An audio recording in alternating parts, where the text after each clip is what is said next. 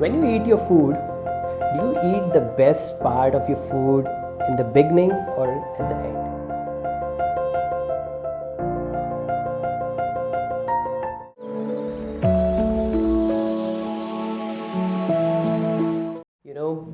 Most of the people keep their best part till the end, and then they eat the best part of the food till the end.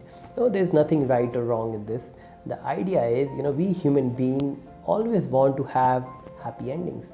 And probably if you see recently, there are a lot of movies that are released, there they end the first part of the movie with not so happy ending, and then what happens, you expect second part of the movie to have that happy ending.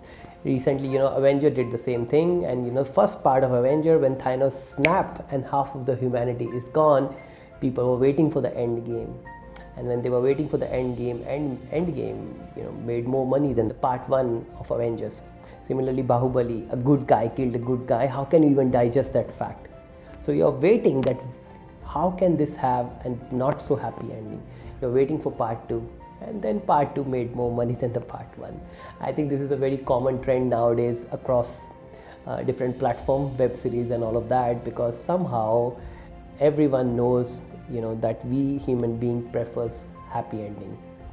And this is how we have been trained, because when we were growing up, our parents told us, don't worry, put your effort, do hard work, and then you'll get a good job. And then you got the job, and they told you, don't worry, keep working, then you'll have a better retirement plan. Throughout your life, we are waiting to have that happy ending, because somehow somebody put this idea into our head that you can't have a happy life, at least you can have a happy ending. What's the point? Somebody drag you for 10 days and put you into one of the most beautiful place in the world. What are you going to do? It's just your body is not there. Your body is suffering. You have pain all over, and now you're in one of the best place. You can't even enjoy that. In the old age, when you're there till your end, you want to enjoy everything. Do you think your body will support you? Your mind will support you? Your emotions will support you? Even if you have finance, you just can't enjoy that part of your life.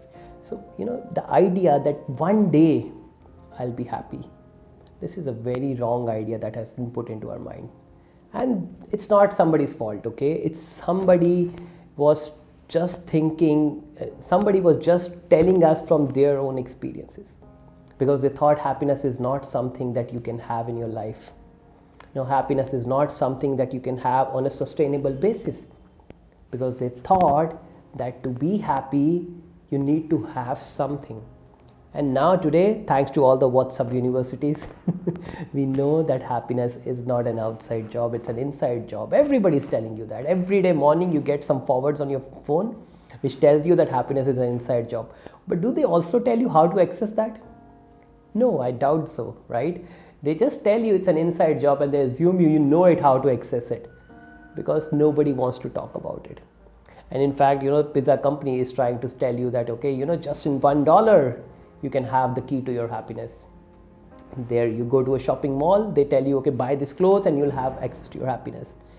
They all are making you believe that, okay, once I have this, I'll be happy. Once I have that, I'll be happier. Once I have that, I'll be happiest. Look back at your life. See how many times this has proved wrong for you. When you didn't have a job, you thought my job will make me happy. And the same job, you're suffering. You didn't have that girl or that boy in your life. You thought, once I have that partner, my life will be great. Now you have that partner and you're still suffering that. There's a very interesting study which, the research between the paraplegic and the lottery winners.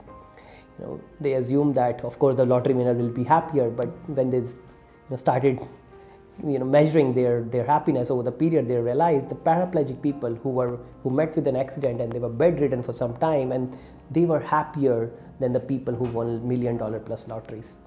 Why? Because when you get something, you get used to that. There's a line, you get adapt to that level of happiness. Now you want to go up, you want to go to the next level. But when that does not happen, you start feeling frustrated, you start suffering, and then you expect something wonderful to happen to you. That your money as a lottery winner start to deplete. When your money start to deplete, you start feeling unhappier, because now this lifestyle, this new above the average household income, which you had in the past is now depleting. That does not give you any more happiness. The car you were driving, when you bought it, it was giving you so much happiness, but not anymore. This is called hedonic adaptation in positive psychology. But the idea is that no matter what you think gives you happiness, after some time you start wondering, is this really giving me happiness? And that sometimes becomes the source of your suffering.